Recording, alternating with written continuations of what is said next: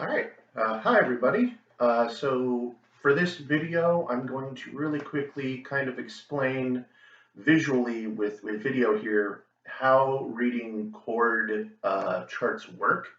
So for this, you should have the two chord charts that we talked about in class in front of you.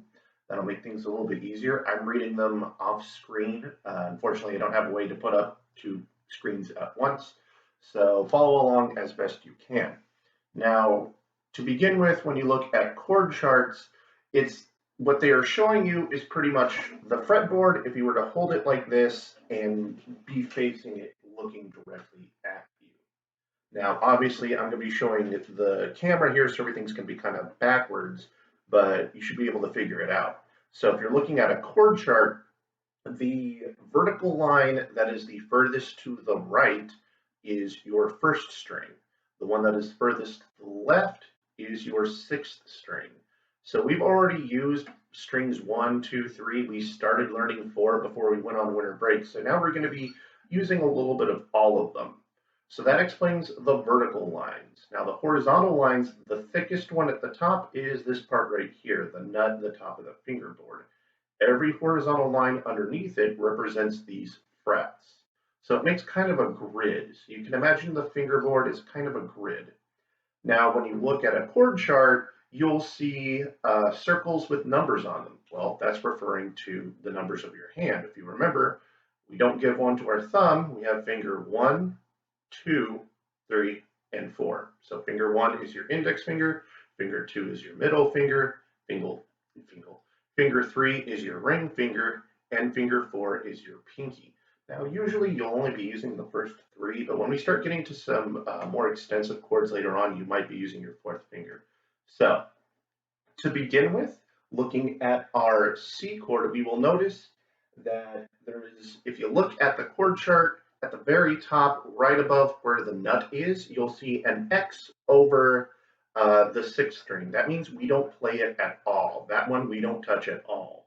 We'll also notice that for the third string and for the first string, there's a 0 over the top.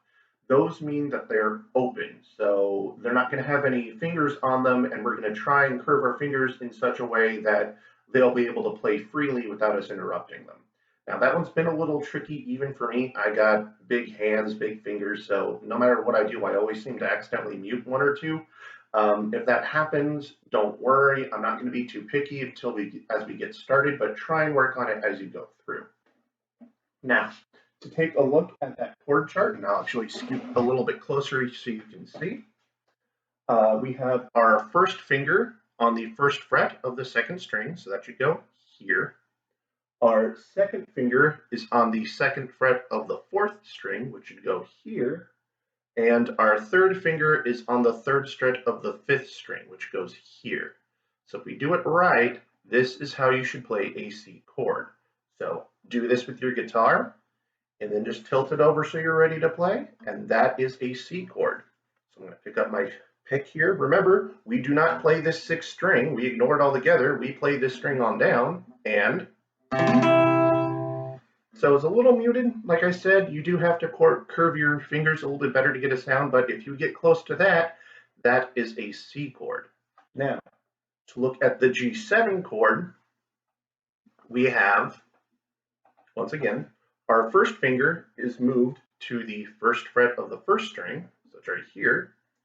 Our second finger is on the second fret of the fifth string, and our third finger is on the third fret of the sixth string. Everything in between should be open. This is our G7. So, once again, we have everything ready. We try and play. Ooh, that was really gross.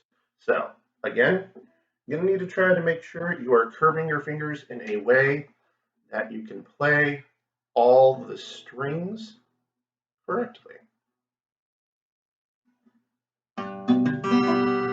So again, it'll be a little bit tricky for you to figure out. I'm not going to do that.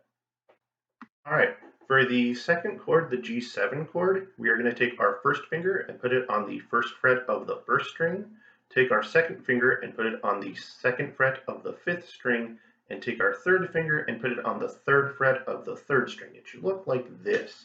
So tilt it over, this is how it plays. Now once again, if I play this, you might hear a couple strings have been muted, so we got to work to try and curve our fingers to try and make the guitar sound a little bit better. This gets a little tricky depending on how big your fingers are and what you're trying to do, but once you finally get it, that was a little bit closer.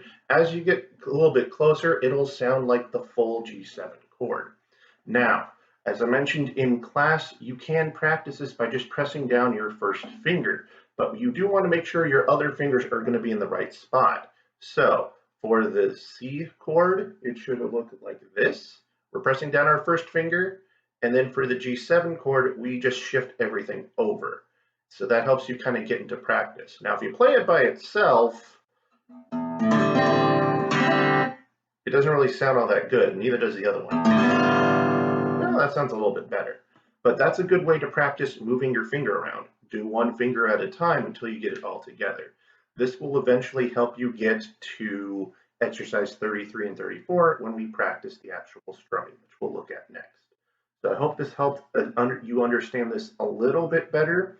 As always, keep practicing, keep moving your fingers around until you get that nice balanced feel where you're comfortable playing the chords. It'll take a little bit of time, but it'll be worth it in the end.